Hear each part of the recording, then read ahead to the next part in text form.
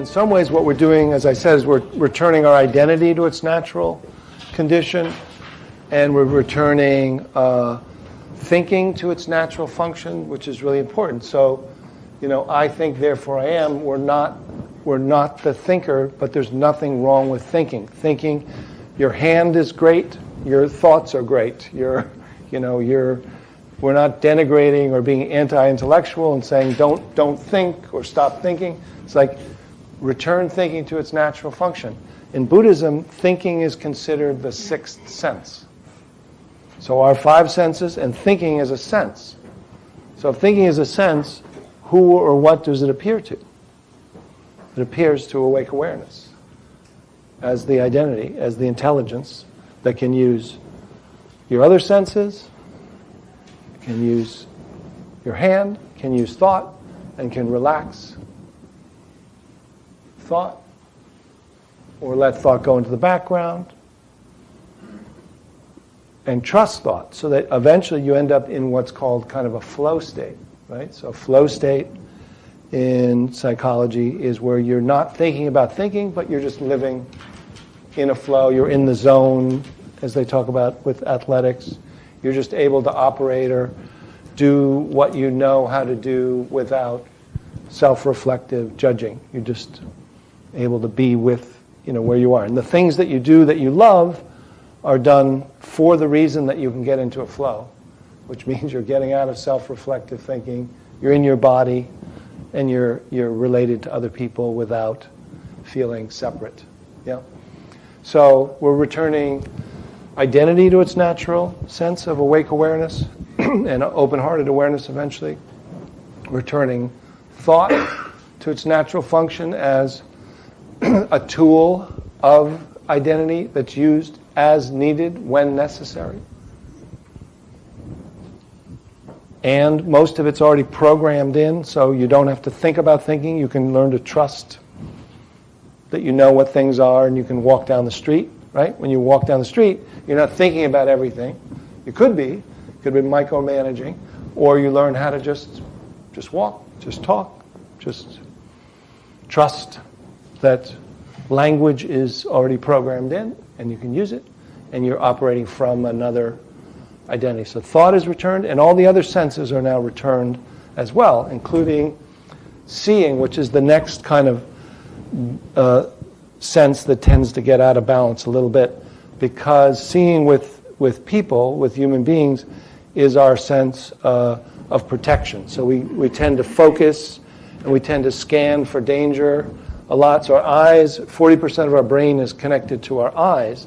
With other animals like dogs, smell is primary, and deer, hearing is primary. They hear things, So with us, it's eyes. So we have to return our eyes to their natural state. And most of us almost feel as if seeing is like our hands, as if we're actually going out to see something. So if I say, look at that, it almost feels like you go and you look at it. Now look at it, look at that. So it's almost like, okay, look at it, like you go and grab it with your eyes, yeah? You look at that. But we know that sound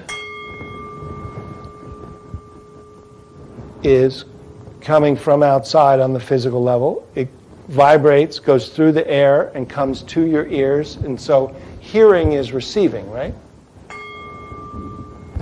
Can you feel like hearing is receiving? So you don't have to, you're not going like this. What's that? What's that?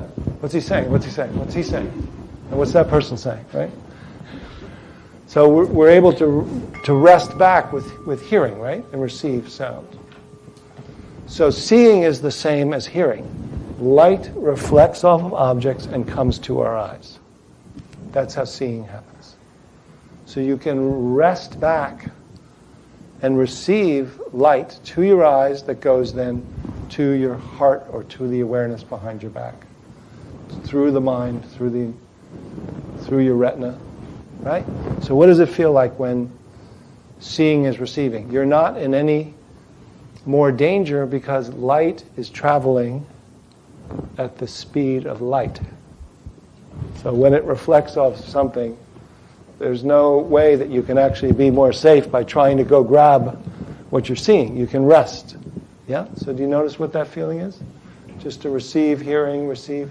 So it lets you not be grasping. Yeah? So that's the first pointer of letting your eyes return to their natural state. And now we're going to open this point of view and feel like we're also embodied as well, and then kind of talk from here by opening our peripheral vision. So usually we're pinpointed or scanning for danger. So we're going to open our peripheral vision all the way around 360 degrees to kind of a panoramic awareness. And opening peripheral vision actually isn't moving your eyes at all. Your eyes are going to remain soft and relaxed. You can even kind of feel like you can see kind of the outside of your vision as if you have like a soft lens, or if you soften your eyes and just let them feel like they're floating or being held and as they're receiving. And then we're going to move awareness around.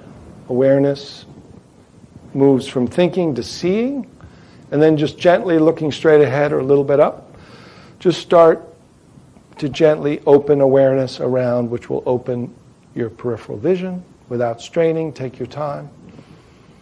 And you can breathe in and smile as you start to open the view as if you're looking at the sky. Feel your sense of awareness opening. Take your time, and as awareness opens to the sides, just feel the sense of spacious awareness, and then let this awareness, when it gets to 180 degrees, just unhook from seeing, and let seeing remain open, and let awareness now be interested in the space in which sound is going to the side of your head, side of your body, and then let awareness continue around to move and become interested in the awake awareness all the way around behind your back, behind your heart. So as if there's a field above and below, to the left and right, in front, within, behind. So feel as if there's a 360-degree awareness that's particularly interestingly aware of the space and awareness behind your back, almost as if you're surrendering back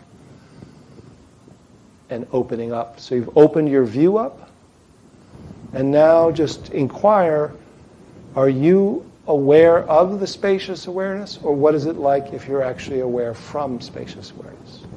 Back to thoughts, feelings, and sensations.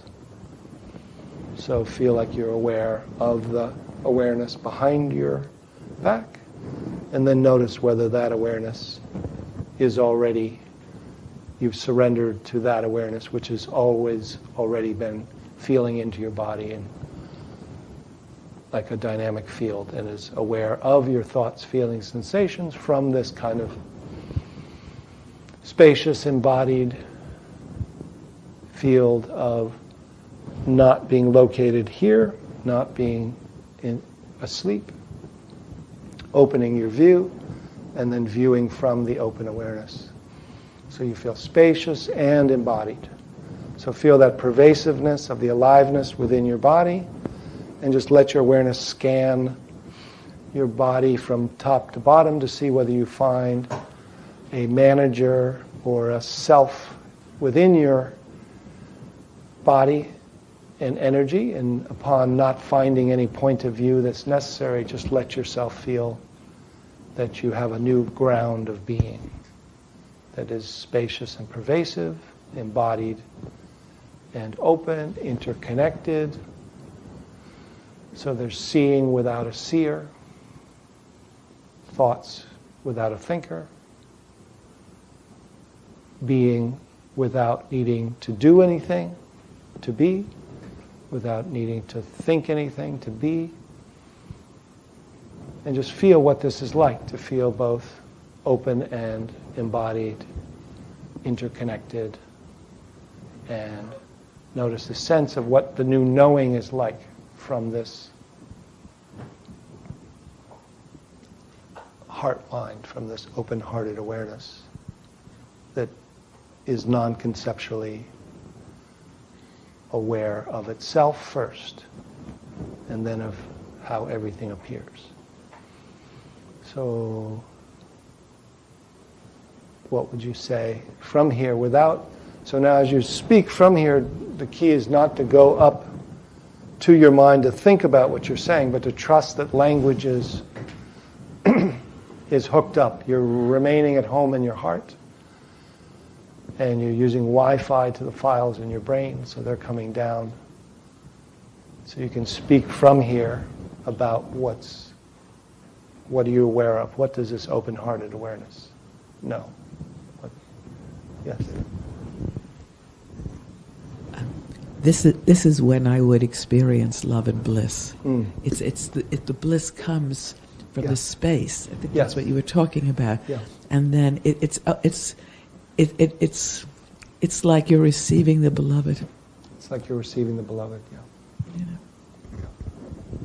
And there's a bliss in your body, right? Yeah. Your heart. Yeah. Love in the heart and kind of bliss in the body. Yeah. But it comes from the space. Yes, the space is what activates it and allows you to feel your natural condition of your body, which is basically low-level bliss.